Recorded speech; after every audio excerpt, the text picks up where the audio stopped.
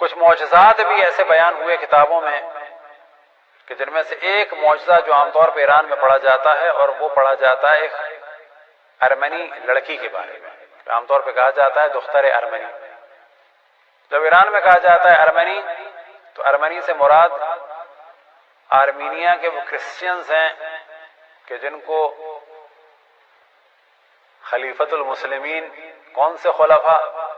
عثمانی خلفاؤں نے لاکھوں کی تعداد میں قتل کیا تھا. قطعاً یہ کوئی اسلامی اعتبار سے خوشی کی بات نہیں، قطعاً نہیں. تو ایران میں جب کہا جاتا ہے ارمنی، تو اس سے مراد ہوتی ہے کرسچنز. جب بھی ارمنی کہا جاتا ہے، ان کی لینگویج بھی اب تک چل رہی ہے، تو وہ مراد ہوتے ہیں وہ آرمینیا کے کرسچنز. تو ایک واقعہ ہے ارمنی لڑکی کا کہ وہ اپاہج ہو گئی تھی، بالکل ہی بستر پہ پڑی ہوئی تھی اور بالکل بے حس حرکت، جیسے کہا جائے کہ اسپائنل کارڈ وغیرہ کا پرابلم یا اس قسم کا پرابلم، تو بالکل بیکار ہو گئی تھی. اور علاج کرا کرا کے ان کے حالات بہت خراب ہو چکے تھے. اور باپ جو ہے وہ تہران میں ٹیکسی چلاتا تھا. اور ایک دن وہ کہتا ہے کہ جب میں آیا تو میری بیوی جو ہے وہ بہت گھر میں داخل ہوئی، بہت رو رہی تھی. میں نے کہا کیا ہوا؟ کہنے لگی وہ پڑوسیوں نے مجھے بلایا تھا کہ سفرہ ہے ام البنین کا. اب یہ بھی ذہن میں رکھیں کہ ہمارے یہاں بڑے آرام سے کہہ دیا جاتا ہے کہ جی یہ مثال کے طور پر مہندی جو ہے وہ تو ہندوؤں کی رسم ہے، تو ہم اسے بارہا کہہ چکے ہیں کہ مہندی جو ہے حضرت قاسم کا عقد ہوا یا نہیں ہوا، اس پہ ڈسکس کیا جا سکتا ہے.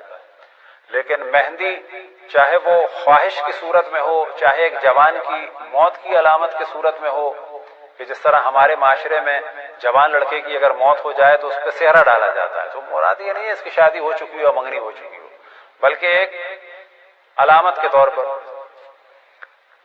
تو یہ ذہن میں رکھیں کہ مہندی کی جو رسم ہے وہ ایران سے اور عراق سے ہمارے یہاں آئی ہے، نہ کہ ہندوؤں سے آئی ہے. یا یہ تصور کیا جاتا ہے کہ وہاں پہ نہیں ہوتی، تو ہم کئی دفعہ اس کو بیان کر چکے کہ ہمارے بہت سارے طالب علم، بہت سارے علماء ایسے ہیں کہ جو سالوں قم میں رہے لیکن کبھی بھی انہوں نے وہاں کی رسم و رسوم میں یا محرم میں شرکت نہیں کر پائے. وجہ کیا تھی کہ عید الاضحیٰ سے پہلے وہ پاکستان آ جاتے تھے، پھر اس کے بعد ایام اضحیٰ کے بعد وہ دوبارہ ایران جاتے تھے. انہیں بعض دفعہ 20 سال میں موقع ہی نہیں ملا کہ وہاں پر کیا ہوتا ہے اور کیا نہیں ہوتا. تو مہندی کی جو رسم ہے در حقیقت وہاں سے آئی ہے. اسی طریقے سے ایک اور چیز ہے کہ معصومین علیہم السلام کا خصوصاً اور باقی مقدس ہستیوں کے نام سے وہاں پر کھانا کھلایا جاتا ہے، اور اس کھانے کو کہا جاتا ہے دسترخوان. اب وہاں پر دسترخوان نہیں کہا جاتا، وہاں پر کہا جاتا ہے سفرہ. مثال کے طور پہ کہا جاتا ہے سفرہ جناب رقیہ.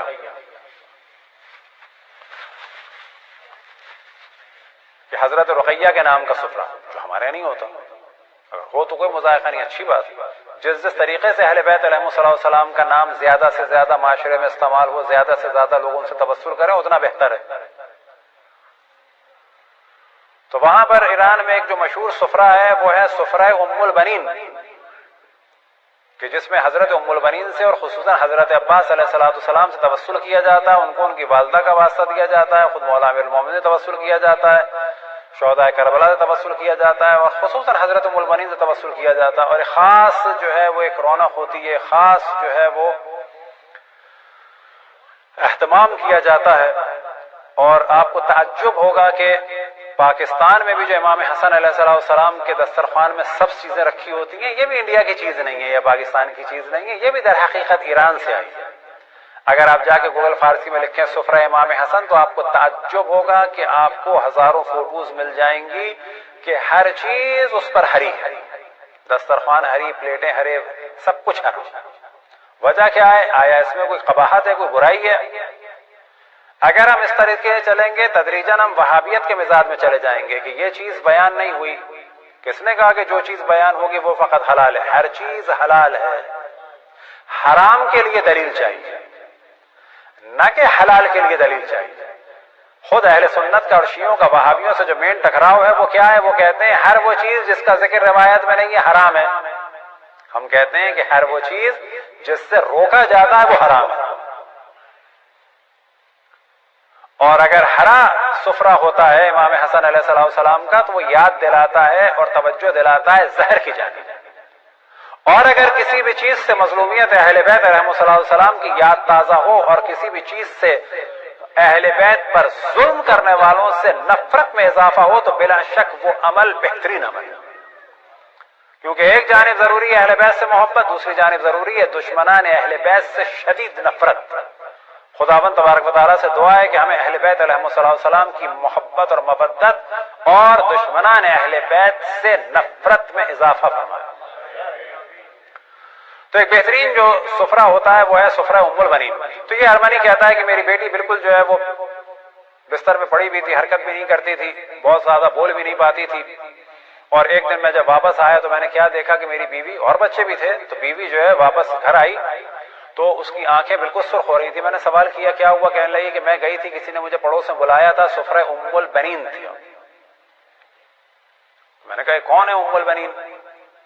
کہا کہ یہ جو عزاداری میں اتنا ذکر ہوتا ہے حضرت عباس کا، یہ ان کی والدہ ہیں، تو یہ لوگ ان سے توسل کرتے ہیں. تو میں نے بھی بس نیت کی ہے کہ اگر میری بیٹی صحیح ہو گئی تو میں بھی سفرہ کروں گی حضرت ام البنین صلوات اللہ وسلام علیہا کا. تو تم تھوڑے سے پھل لے آؤ. اب اتنی اس میں طلب تھی کہ اس نے کہا کہ بس میں ابھی سے شروع کر دیتی ہوں. اور یہ وہی چیز ہے کہ جو ہم نے پہلے توجہ دلائی کہ اگر کسی کار خیر کو کرنا ہو آپ یہ بھی کہہ سکتے ہیں کہ یا اللہ اگر یہ میری مشکل حل ہو گئی تو میں قرآن پڑھوں گا. اور آپ یہ بھی کر سکتے ہیں کہ یا اللہ تو میری اس مشکل کو حل فرما بحق حضرت ام البنین صلوات اللہ وسلام علیہا. اور اس سے پہلے کہ میری مشکل حل ہو میں نے ابھی سے پڑھنا شروع کر دیا ہے. یہ بھی ایک طریقہ ہے. تو اس نے پھل منگائے. آدمی کہتا ہے کہ میں پھل لا کے گھر میں رکھے ہم نے، رات کو ہم لوگ سو گئے، میری بیٹی کا ہاتھ جو ہے میری بیوی کے ہاتھ میں تھا، ایک دم سے اس نے ہاتھ چھڑایا، میری بیٹی کی